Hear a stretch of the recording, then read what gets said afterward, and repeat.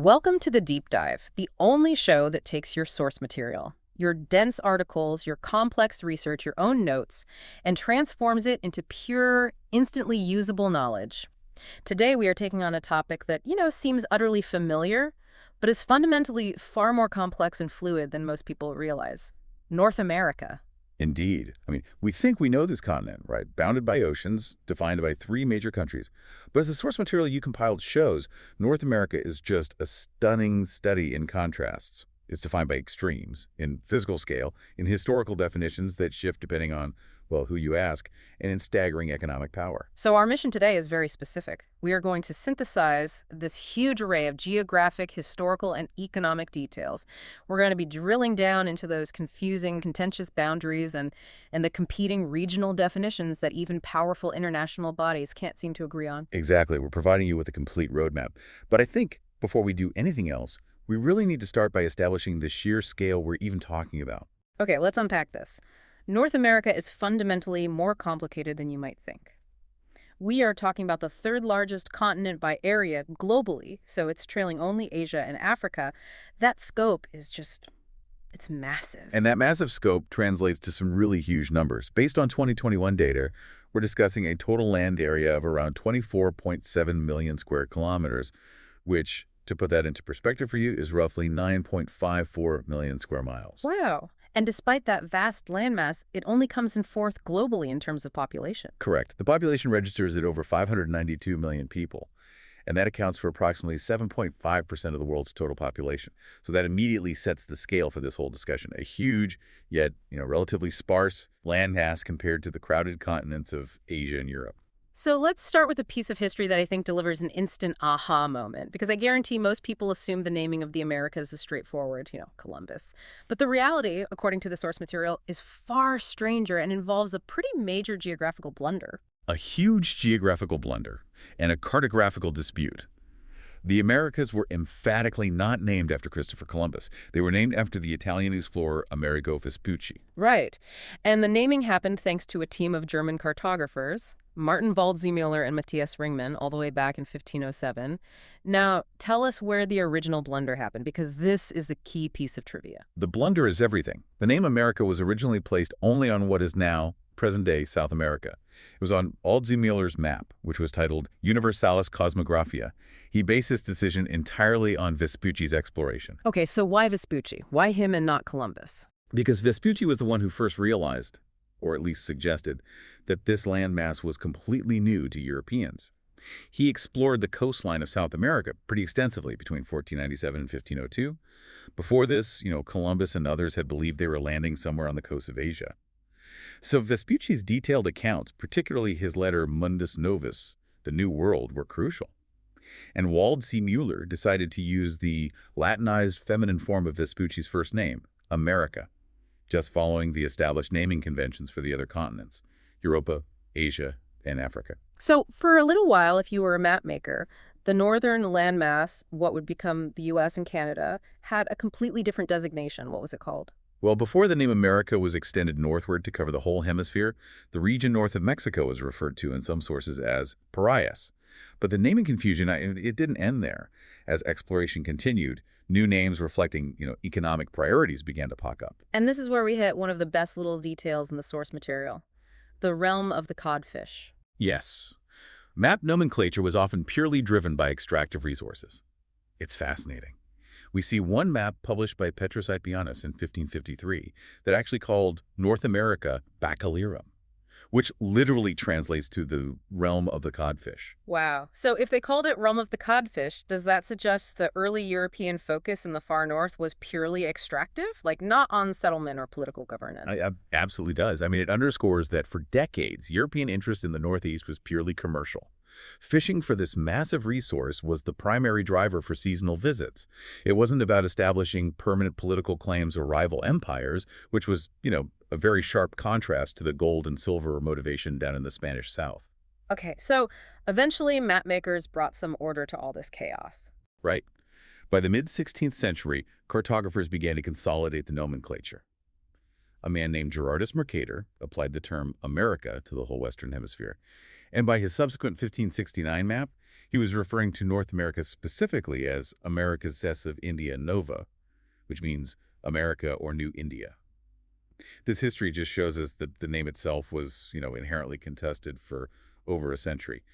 It's also worth noting that America Septentrional or Northern America later became the first official name given to Mexico, which just highlights how flexible these definitions really were. And this fluid history of naming leads us right into what is probably the most confusing part of the geography for a lot of listeners. Defining the continent itself. When we say North America, we really have to ask who is defining it because the boundary lines shift dramatically. This is the classic distinction between geological or physical geography and political or cultural geography. The first distinction to make relates to the continental divide itself, which is where global classification models just completely conflict. So we have the six-continent model, which is favored by a lot of the world, especially in Romance language countries. Correct. Yeah. Many countries, particularly France, Italy, Spain, and pretty much all of Latin America, use a six-continent model. In that model, the land masses of North and South America are viewed as a single, unified continent, often just called America or the Americas. Yeah. And in that framework, North America just designates a major sub-region of that single landmass. And that model contrasts really sharply with the seven-continent model, which is common in Anglo-American spheres, and also with the specific regional groupings used by the United Nations. Right. The UN Statistical Division uses the seven-continent model, but it defines North America as comprising three distinct subregions, and these are Northern America, Central America, and the Caribbean. This is a critical point that trips up most people. The term Northern America is distinct from the continent North America. Okay, so let's nail that down. What is Northern America, actually? Because the definition is surprisingly specific and narrow. Northern America refers strictly to the northernmost countries and territories. We're talking about Canada, the United States, Bermuda, Greenland, and the tiny French territory is Saint-Pierre and Miquelon. And crucially, in this very specific UN geographic term, it excludes Central America, the Caribbean, and, well, sometimes Mexico. Okay, wait. Why would Mexico be excluded, even though it is geographically north of Central America? It's really a matter of cultural and institutional convenience. Organizations like the U.S. Census Bureau, for example, they often define Northern America in a way that excludes Mexico purely for statistical and economic classification. They group the U.S. and Canada together for ease of trade analysis and cultural comparison, and they often push Mexico into the Latin America category. Even though physically it's clearly part of the northern landmass, it just highlights how these terms are often political tools before they're geographic truths. And that brings us to the linguistic and cultural split that just fundamentally segments the continent, regardless of where the UN or the Census Bureau draws the lines. That split defines the human landscape, absolutely. We divide it into Anglo-America versus Latin America. Anglo-America traditionally includes the U.S. and Canada, so the majority of the physical continent, but it also includes Belize and the English-speaking Caribbean islands. And Latin America is defined by the Romance languages inherited from Spain and Portugal. Precisely. Latin America covers Central America, Mexico, and the non-English-speaking Caribbean nations.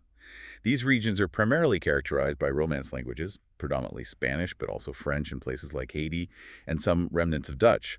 It's a profound cultural marker that dictates historical ties, legal systems, and economic structures across the entire continent. Hashtag 1.3 geographic borders and boundaries. Okay, so moving from these abstract sort of fluid definitions to hard physical borders, the source material gives us some very specific and sometimes competing lines where North America ends and South America begins. Right. The consensus for the only continuous land connection between the two continents is the famous Darien Gap. This is an incredibly rugged, undeveloped jungle region situated right on the border between Colombia and Panama.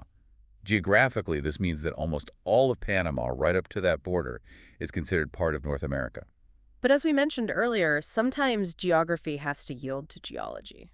It does, because the tectonic forces at work suggest a slightly different split. There's an alternative geological southern limit that's often placed at the Isthmus of Tehuantepec in Mexico. And this demarcation would then view Central America as extending southeastward from that point. It's essentially defining that thin land bridge based on a major geological fault line, not just political boundaries. So what's crucial for you to internalize here is that regardless of where we draw the mainland boundary, whether it's Panama or Tehuantepec, the Caribbean islands are firmly part of this continental discussion. Absolutely. The Caribbean islands, often referred to as the West Indies, are definitively considered part of North America. They are part of the continent's overall footprint. geologically, historically, and economically. So we have that hard border at the Darien Gap, but we mentioned earlier that geology can override geography, right? Tell us about the underlying tectonic identity of North America. If you look at the entire continent, the vast majority of the landmass sits firmly on the gigantic North American plate. This plate is really the continent's core identity. However, there are some critically important exceptions, especially along the western edge where the continent is literally cracking apart. And that's where we find the Pacific Plate and the famous San Andreas Fault. Correct.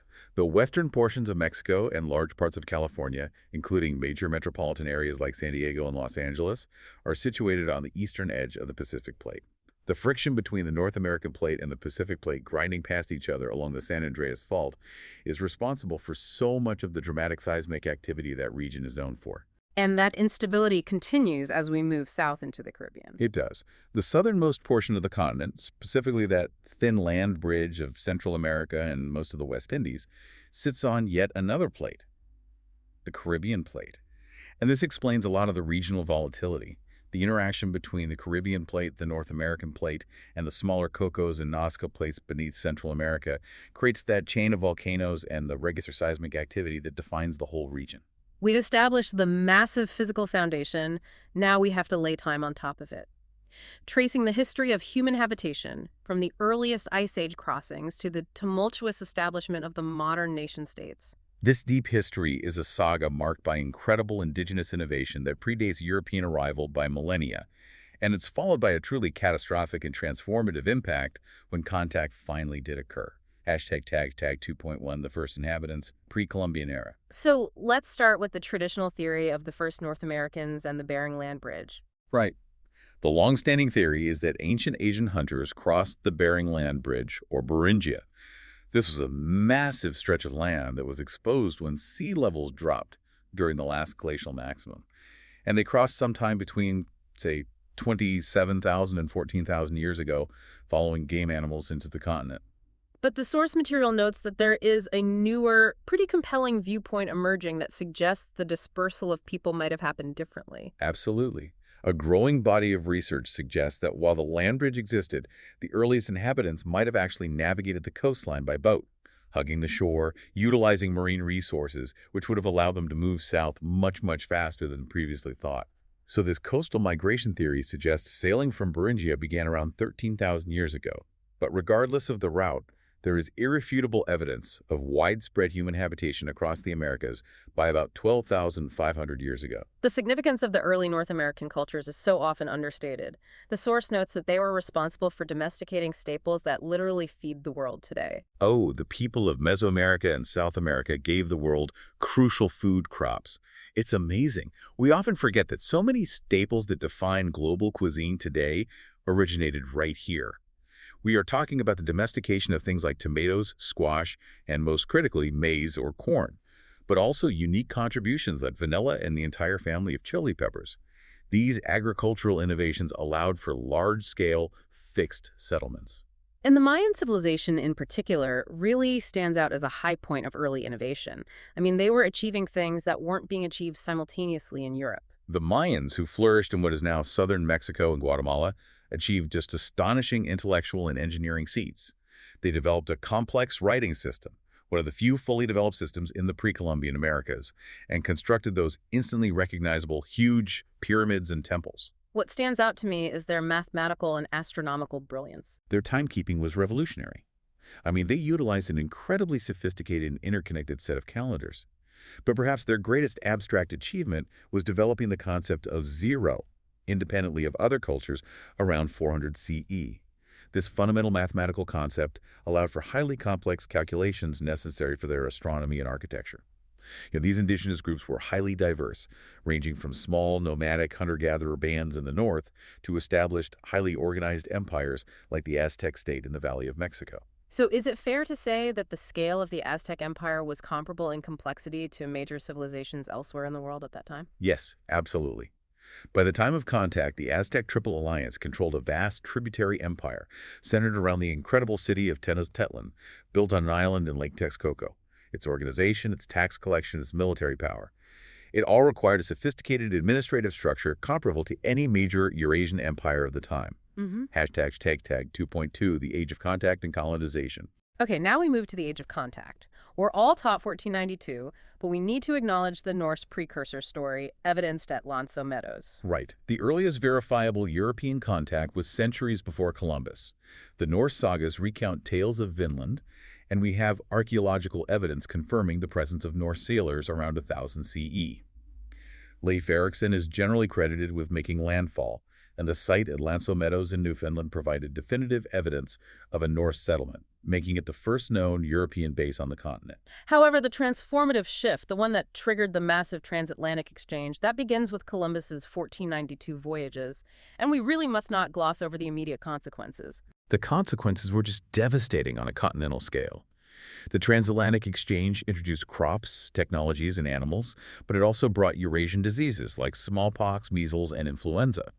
Indigenous populations, having absolutely no immunity, declined substantially. Estimates suggest losses ranging from 50 to 90% in various regions within a century. And this demographic collapse, coupled with violent conflict and enslavement, fundamentally altered the cultural and linguistic landscape forever. And Spain was the dominant power early on, quickly establishing permanent settlements in the Caribbean. Spain established settlements in Hispaniola and Cuba in the 1490s, securing the Caribbean as the launching point for mainland exploration. The name Florida itself comes from Spanish exploration. Juan Ponce de Leon named the territory La Florida in 1513.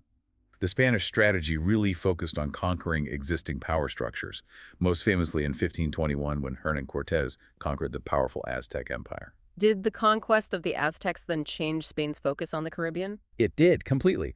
Once Spain conquered the high civilizations in Mexico and later the Inca in South America, those regions became the primary source of wealth, gold, and silver. The Caribbean islands then became more like strategic military points for controlling shipping lanes rather than the core of the empire. And as the Spanish established their empire, competing European powers began to assert their claims further north. Competition escalated dramatically in the 17th century. France took the western half of Hispaniola, creating Saint-Domingue, which became arguably the most profitable colony in the world, focused entirely on sugar production. It's so crucial here to acknowledge that the immense wealth generated by these colonial operations, particularly in the Caribbean, was built directly on the forced labor of enslaved African people. That system was absolutely foundational. The rapid establishment of profitable plantation economies in the French, British, and Spanish Caribbean, and later in the British colonies to the north, relied heavily on the brutal transatlantic slave trade. This system was integral to the continent's early wealth creation, and it fundamentally shaped the demographics of the region for centuries. Meanwhile, France also settled Quebec City in 1608, focusing on the fur trade in the St. Lawrence Valley. And Britain, settling a bit later, established the famous 13 colonies. Britain established Jamestown, Virginia in 1607 and focused on agricultural settlements that grew over time into the 13 colonies, stretching all along the Atlantic seaboard. Unlike the Spanish, who focused on extracting existing wealth, the British model centered on establishing large-scale, self-sufficient communities. Hashtag 2.3 continental shifts and modern formation. The rivalry between these competing claims really culminated in the mid-18th century with the Seven Years' War, a global conflict that fundamentally redrew the North American map. The 1763 Treaty of Paris following the Seven Years' War was a seismic shift. Britain emerged victorious, gaining all French territories east of the Mississippi River, essentially wiping the French colonial empire off the North American map. And in a separate agreement, Spain received the rights to the territories west of the Mississippi from France, using the river as the new dividing line between Spanish and British claims. But this consolidation of British power was pretty short-lived. It led almost immediately to the American Revolution. It did. The friction caused by British taxation and military presence formalized into conflict when delegates from the 13 colonies adopted the Declaration of Independence on July 4, 1776. The war escalated, and crucially, France and Spain, eager to undermine their British rival, provided significant support to the American cause. So this was a genuine world war playing out on the continent. Absolutely. The conflict concluded in 1783 with the Second Treaty of Paris, which solidified the sovereign establishment of the United States. And with their eastern boundary secured, the young U.S. government immediately focused on expansion, dramatically altering the continental map within just a few decades. The biggest single change came in 1803 with the Louisiana Purchase. Right. President Thomas Jefferson purchased France's remaining claims west of the Mississippi from Napoleon, Napoleon was, struggling to fund his wars in Europe, and he had lost interest in holding onto the territory after the devastating loss of Saint-Domingue and the Haitian Revolution. So that purchase immediately doubled the size of the U.S. in a non-military diplomatic transaction. But expansion wasn't always negotiated. The U.S. continued to push westward, often infringing on the territorial claims of Mexico and indigenous nations. That's a critical piece of context. The U.S. later fought the Mexican-American War, gaining vast territory that Mexico had claimed but had not effectively settled or controlled, and much of this land was still sovereign territory of various indigenous peoples. So is it fair to say, then, that the continent's colonial maps were often just political fictions that ignored the reality of indigenous governance until European or American powers decided to assert their military claims? That is an extremely accurate assessment. European powers rarely governed the interior. They just claimed it based on vague treaties and sometimes ignored the highly complex governance structures of the indigenous nations residing there. The U.S. expansion was often a realization of a political claim that had no physical reality on the ground prior to military or forced land acquisition. And we also have to remember the far northwest. In 1867, Russia sold its North American claims, present-day Alaska, to the U.S. for $7.2 million. As the U.S. solidified its modern borders, the second major northern power was also taking shape. Yes, in 1867, the various British colonies north of the U.S. unified as a Dominion of Canada. This process of confederation led to a self-governing entity under the British Crown. Concurrently, the U.S. was focusing on global connectivity, particularly by facilitating the separation of Panama from Colombia, which enabled the construction of the massive Panama Canal. The canal's geopolitical significance is just hard to overstate. Completed in 1913, that canal connected the Atlantic and Pacific Oceans, drastically shortening global shipping routes and instantly making that thin land bridge the Isthmus of Central America, a central piece of international trade infrastructure. It remains one of the world's most critical maritime choke points to this day. We've talked about the immense political evolution, but let's return to the physical world, because the geological history of North America is immense, complex, and ancient. That's the core story of this continent. Deep time, measured in billions of years. The geologic core of North America is an ancient craton called Laurentia. Wait, so is the craton essentially the continent's original bedrock, like the foundational, unmoving skeleton everything else was built upon? That is a perfect analogy. The craton is the stable, ancient core of continental crust and mantle, formed between 1.5 and 1.0 billion years ago during the Proterozoic eon. The largest visible part of this core, which covers much of Canada, is the Canadian Shield. Everything else, the plains, the younger mountains, was basically accreted onto this foundation over time. Hashtag 3.1 geological foundation and mountain building. And the formation of the major mountain ranges on the eastern side of the continent. They trace their origin back to the formation of the supercontinent Pangaea. That's right. The Appalachian Mountains, which run all the way from Newfoundland down to Alabama, were created during the formation of Pangaea, approximately 480 million years ago. This makes them among the oldest mountain ranges in the entire world. They've been weathering and eroding for 500 million years, which is why they look so soft and rounded and forested today.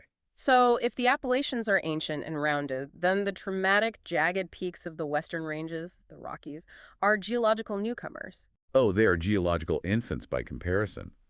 The western mountains began forming much later during a period of mountain building known as the Laramide orogeny. This process occurred between 80 and 55 million years ago. When you hear the word orogeny, what does that tell you? And why do the Rockies look so different from the Appalachians? Orogeny simply means mountain building. The difference in appearance really just comes down to age and the type of tectonic action. Laramide orogeny was a relatively recent and incredibly intense event caused by the subduction of oceanic plates beneath the North American plate. Because they are so much younger, the Rockies just haven't had nearly as much time for erosion to wear them down. And that leaves us with those high, steep, jagged, and snow-capped peaks. That geologic history is why North America is so vital to paleontologists. Indeed. The geographic area that would later become the United States has yielded more varieties of dinosaurs than any other modern country. And this isn't necessarily because there were more dinosaurs here, but because of the specific geological conditions. The Mesozoic era, the age of dinosaurs, is heavily represented by exposed sedimentary rock layers, or outcrops, in the continent's arid regions like the American West. The famous Late Jurassic Morrison Formation, a massive dinosaur fossil deposit, is a prime example. These arid climates prevent vegetation from obscuring the rock and allow paleontologists really easy access. This ancient geology also dictates the phenomenal wealth found in Canada's north.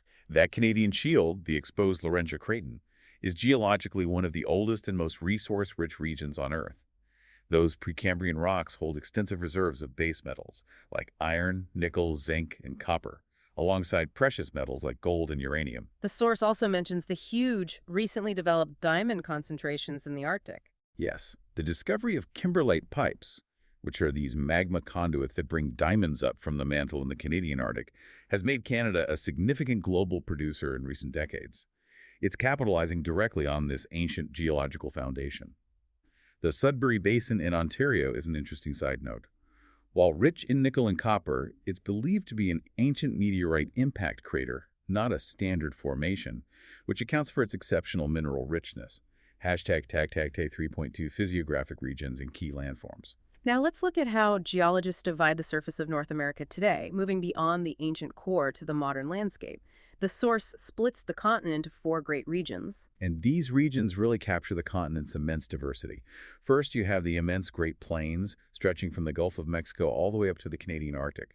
This is primarily sedimentary rock and massive flat expanses. Second is the young, highly active mountainous West, which encompasses the Rockies, the Intermontane Plateaus, the Great Basin, and the Pacific Coast System. And what are the other 2 major regions? Third is the aforementioned Canadian Shield, which is a flat, raised plateau in the northeast, distinct because it's the exposed ancient core. And finally, you have the varied eastern region, which includes the old eroded Appalachian Mountains and the wide, low-lying coastal plain along the Atlantic seaboard. Within the U.S. itself, we see an even finer division, covering the lower 48 states. The U.S. Geological Survey divides the lower 48 into 8 physiographic divisions. They include the Intermontane Plateaus, which are these vast high deserts between the Rockies and the Pacific Ranges, the interior plains, where so much of the agriculture happens, the Atlantic Plain, and the Pacific Mountain System. The Laurentian Upland Division in the upper Midwest is a direct extension of that resource-rich Canadian Shield. Mexico is just as complex, reflecting its location at the intersection of plates and climates, with 15 physiographic divisions listed in the source. Mexico spans incredible variation. I mean, we are talking about the distinct arid Baja California Peninsula, the massive spine of the western and eastern Sierra Madre ranges, the crucial agricultural and population center, known as the Central Plateau, the Chiapas Highlands in the south, and the flat, low-lying karst landscape of the Yucatan Peninsula.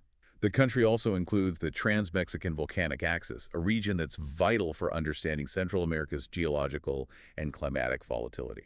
Okay, before we move on, I have to ask about 2 fun specific data points.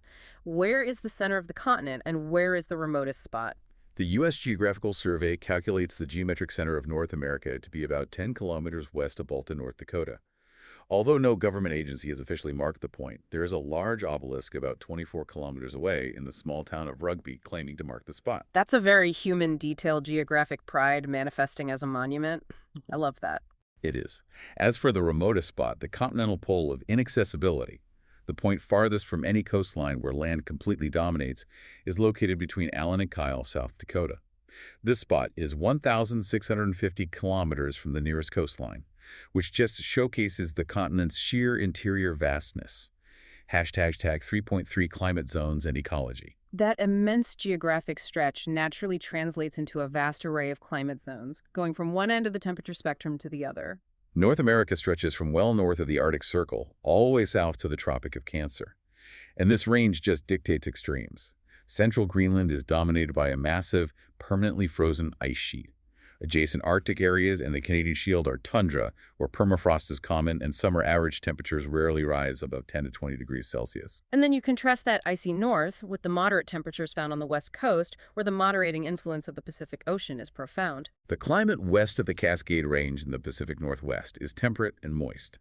It's defined by high average precipitation, around 510 millimeters, and relatively mild temperatures year-round. Further south in coastal California, you hit a classic Mediterranean climate, characterized by dry, hot summers and cool, wet winters.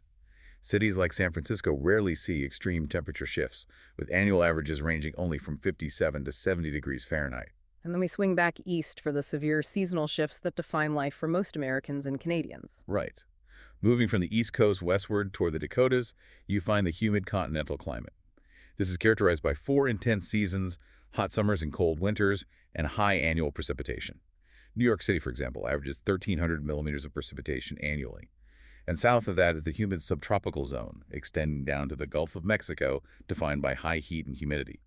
This region includes some of the wettest cities in the contiguous U.S., like Mobile, Alabama, which sees 1,700 millimeters of annual precipitation. And then down into the very southern portions, Central America, we hit the true tropical zones. In Central America and the island regions, we find true tropical climates, rainforest, monsoon, and savanna types, defined by high temperatures and rains throughout the year. And interestingly, the frequent volcanic eruptions we discussed earlier, while destructive, create incredibly fertile soils from weathered volcanic lavas. This allows those Central American highland areas to sustain dense agricultural populations. Finally, let's quickly return to ecology. We mentioned domesticated crops earlier, but what are the iconic North American fauna that define the continent? Well, the fauna is as varied as the land. Key native animals include the massive plains bison, the black bear, the secretive jaguar and cougar or mountain lion, also the turkey, the prairie dog, and the iconic migratory monarch butterfly. It is an ecosystem that reflects the isolation and independence of the continent's evolutionary history. So, having established the physical scale and the deep history, let's look at the financial weight of the continent. The source is crystal clear on this. North America is an economic engine of global significance. It is, statistically speaking, the wealthiest continent in the world. Based on 2016 estimates from the International Monetary Fund, North America's GDP per capita was $41,830, placing it ahead of Oceania. The concentration of wealth here is just immense. Hashtag tagged 4.1 economic powerhouse and wealth disparity.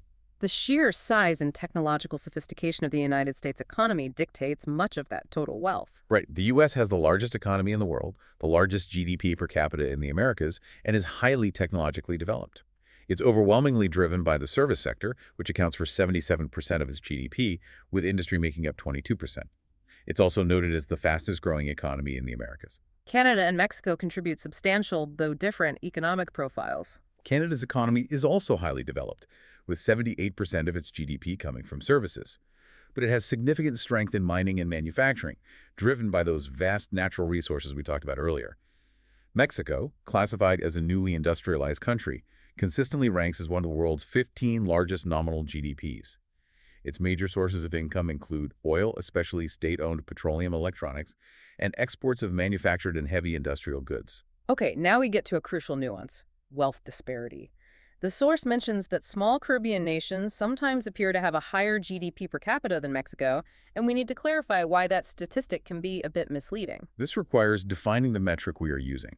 We often use GDP, PPP, per capita, which means gross domestic product adjusted for purchasing power parity. Could you just briefly define PPP for us in conversational terms? Of course. Purchasing power parity is an economic metric that adjusts the monetary value of a country's wealth to reflect what it can actually buy locally. It basically accounts for the cost of living. So if a person in a small island nation earns a high nominal income, but the cost of bread and housing is exorbitant, their PPP is lower. Conversely, if a country is tiny, like Barbados or Trinidad and Tobago, and they have a few strong, high-value sectors like offshore finance or oil extraction, dividing that wealth across a very small population results in a statistically very high PPP per capita number, sometimes higher than Mexico, even if their national output isn't comparable to a continental economy. So, those small Caribbean nations have a higher wealth distribution figure, while Mexico has a much larger overall economy, which is then distributed across 112 million people. That makes perfect sense. Precisely. And this highlights the vast developmental disparity across the continent. Within Central America, Panama and Costa Rica stand out. They possess significantly higher Human Development Index scores and generally stronger economies than their immediate regional neighbors, often due to stable governance and investment in infrastructure, like the Panama Canal. Hashtag 4.2 trade blocs and integration.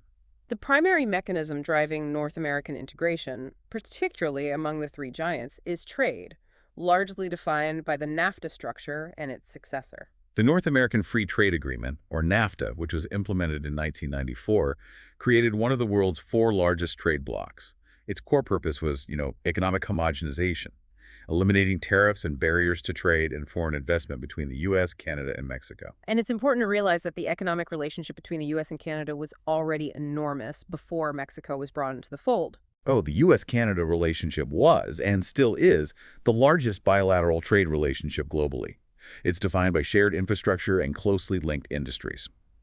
NAFTA essentially just extended that duty-free trade status to Mexico, and that resulted in a phenomenal increase in total trade volume. For example, by 2010, surface trade alone between the three NAFTA nations hit an all-time high of $791 billion. That is a massive volume. NAFTA has since been replaced, but that deep economic integration remains the foundation of the continent's wealth. It has. In 2018, NAFTA was replaced by the US-Mexico-Canada Agreement, or USMCA. And while the core free trade principles remain, the new agreement updated rules regarding things like digital trade, intellectual property, and labor standards. These three countries are just deeply intertwined. They're each other's largest trading partners, and the combined GDP of the USMCA bloc makes it the world's largest, driven almost entirely by the massive national economy of the United States. And beyond the North American trio, there are other important trade blocs governing the rest of the continent, specifically in the Caribbean and Central America. Right. We have the Caribbean Community and Common Market, or CARICOM, established in 1973 and comprising 15 Caribbean nations dedicated to economic integration and cooperation. And there was the Central American Common Market, or CACM, formed in 1961. However, the subsequent Central American Free Trade Agreement, CAFTA, which includes the U.S., the Dominican Republic, and 5 Central American countries, has layered a more complex trade structure onto the region, sort of clouding the future of the older CACM structure. Yeah. Hashtag 4.3 transportation and communication networks. The sheer size of North America necessitated the development of massive continent-spanning infrastructure to connect the economic hubs and facilitate all that trade volume. The most famous example is the Pan American Highway. This network of roads is a staggering nearly 48,000 kilometers long, traveling through virtually all the mainland nations. It is an integrated system designed to connect the Americas, although the U.S. and Canadian governments have never officially designated specific domestic routes as being part of the highway. Railroads were arguably the first great engineering feats to truly tie the expansive continent together, especially in the 19th century. They literally laid the groundwork for modern trade. The completion of the first transcontinental railroad in the U.S. in 1869, culminating at Promontory Summit, Utah, was an epoch-making event. It dramatically catalyzed the economy of the American West, transitioning transport from slow wagon trains to a modern mechanized network capable of moving goods and people across the continent in days, not months. And the Canadian system predates and was arguably more centralized earlier on. Yes. The Canadian Grand Trunk Railway had already accumulated more track by 1867, connecting Ontario west to Michigan and linking to the Canadian Atlantic provinces. Both railroad systems were vital nation-building tools, helping governments assert control and project economic power across the vast plains and mountains. And finally, there's a fascinating layer of communication integration that goes entirely unnoticed by the average person making a phone call. That would be the North American Numbering Plan. It's an integrated, continent-wide telephone numbering system utilized by a whopping 24 countries and territories. This includes the U.S., its territories, Canada, Bermuda, and 17 Caribbean nations. It's a silent, shared piece of infrastructure that facilitates seamless communication and commerce across international borders. The economic and geographic vastness is mirrored perfectly in the human landscape. Demographics, languages, and the immense population centers that define modern North America. This is truly a continent defined by its complexity and diversity. Demographically, the 3 largest groups are whites, mestizos, which are people of mixed European and indigenous ancestry, and blacks, with significant minority populations of indigenous Americans and Asians contributing heavily to the cultural mosaic. Hashtag 5.1 demographics and ethnic diversity. When it comes to communication, while English, Spanish, and French dominate, there are key linguistic nuances in the far north and the Caribbean. Absolutely. Danish is prevalent in Greenland, alongside the indigenous language Greenlandic. In the Dutch Caribbean, Dutch is spoken alongside local Creole languages. But the core linguistic identity remains that Anglo-America versus Latin America split, defined by that colonial legacy. Canada's linguistic policy is unique, given its strong French heritage and its commitment to bilingualism. Canada is officially bilingual at the federal level, so English and French. French is the official language of Quebec, where 95% of the population speaks it as a first or second language. And is also co-official with English in New Brunswick. And this protection of French culture has incredibly deep historical roots, dating back to the British Parliament. Indeed. The British passed the Quebec Act of 1774, which was a pivotal moment. It guaranteed freedom of religion for Catholics and established French civil law, protecting that French identity even under British rule. Today, that protection continues via bodies like the Quebec Office of the French Language, which actively works to mandate the use of French terminology in all aspects of public life. The U.S. remains linguistically complex, despite its national identity often being associated solely with English. The U.S. has no official federal language, but English is its national language de facto. Its diversity is astounding. The population consists of 37 ancestry groups having over 1 million members. Louisiana is an interesting exception, having a historical mandate recognizing French as an official language in certain contexts. And finally, we must honor the original languages of the continent. How many survive despite centuries of cultural pressure? The survival is testament to the resilience of the indigenous cultures. Approximately 150 indigenous languages survive today, which is a severe reduction from the estimated 300 languages spoken prior to contact. And critically, speaker numbers remain significant, particularly in Mexico, where roughly 6 million people still speak an indigenous language at home. The U.S. has about 372,000 indigenous language speakers, and Canada has around 225,000, hashtag 5.2 religious landscape. The religious landscape of North America is overwhelmingly Christian, though recent trends show growing diversity and secularism mirroring global trends. Christianity is certainly the largest religion, accounting for 77% of the population in a 2012 survey. However, the internal distribution is significant. The U.S. has the world's largest Christian population, standing at nearly 247 million people. Mexico, following centuries of Spanish colonization, is overwhelmingly Roman Catholic and holds the distinction of having the world's second-largest Catholic population, only surpassed by Brazil. And what about the non-religious population? This is the demographic that has seen the fastest growth in recent years. The religiously unaffiliated population, including agnostics, atheists, and those who simply identify as nothing in particular, makes up about 17% of the population of the U.S. and Canada combined. For Canada specifically, those with no religious affiliation constitute an even higher percentage, about 24% of the total population. And what are the notable minority religions across the continent? There are significant communities of Jews, estimated at 6 million total, primarily concentrated in the U.S. Muslims, account for about 3.4 million, with Canada hosting the highest percentage at 3.2% of its total population. And Buddhists are estimated at 3.8 million, largely due to migration patterns from Asia. The Caribbean religious life, in particular, showcases the blend of histories and cultures better than anywhere else on the continent. While the Caribbean is primarily Christian, around 85%, due to successive migration patterns from South Asia and West Africa, you find major communities practicing Hinduism and Islam, particularly in places like Trinidad and Guyana. And alongside these, you find uniquely regional syncretic faiths like Rastafari, which originated in Jamaica, and the fascinating combination of African beliefs and Catholicism seen in Vodou in Haiti and Santeria in Cuba, hashtag 5.3 urbanization and population centers. North America is the fourth most populous continent, but its population distribution is highly uneven.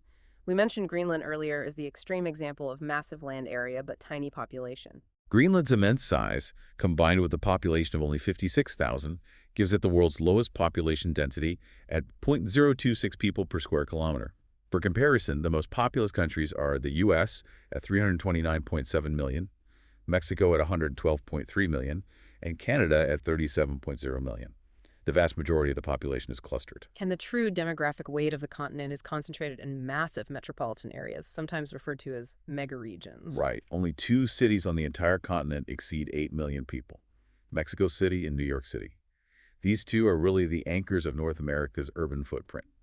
And based on 2013 data, Mexico City is actually the largest metropolitan area by population in North America, estimated at 21.1 million. It's followed by New York City at 19.9 million and Los Angeles at 13.1 million. Where is the rapid population growth happening, and what kind of critical challenges is that creating for the future? Rapid growth is heavily focused in the U.S. Sunbelt regions: Southern California, Houston, Phoenix, Miami, and Las Vegas.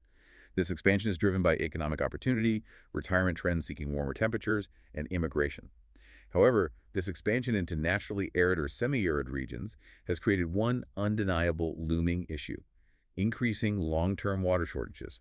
Managing these megacities requires massive resource redirection. And finally, the economic integration we detailed in the previous section is clearly visible along the international borders in these massive binational metropolitan areas. These border agglomerations are critical hubs of transnational commerce and culture.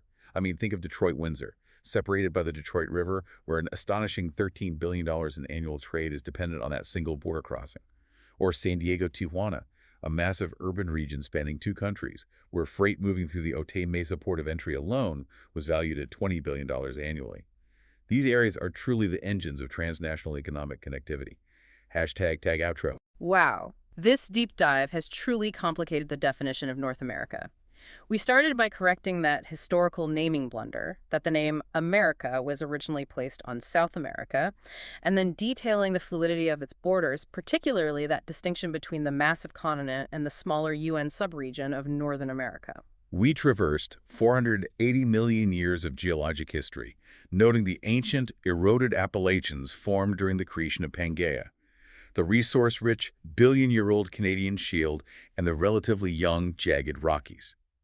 We then saw how these physical boundaries and shared geography gave rise to the world's richest continent, driven by massive trade blocs like USMCA and supported by continent-standing infrastructure like the Pan-American Highway.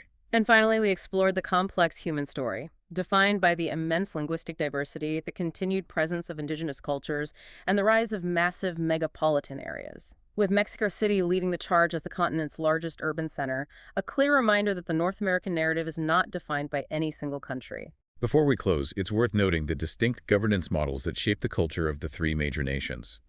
Both the U.S. and Mexico are federated representative republics with written constitutions dating from their founding. Canada, however, operates as a federated parliamentary democracy under a constitutional monarchy. And while its Confederation Constitution dates back to 1867 with the British North America Act, Canada's sole sovereignty over its own laws was a gradual process.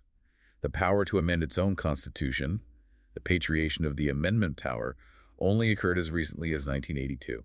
That structural contrast sets the stage perfectly for a final thought, based on all this material about shared resources, shared infrastructure, and shared challenges. Given the powerful forces of economic integration we've detailed, the massive trade volume of USMCA and the shared transport and communication systems, and considering the shared challenges faced by rapidly growing megapolitan areas like water shortages and resource management, this raises an important question for you, the learner, to mull over. Does the political border between the three major nations of North America become more or less relevant to the average person's life in the 21st century?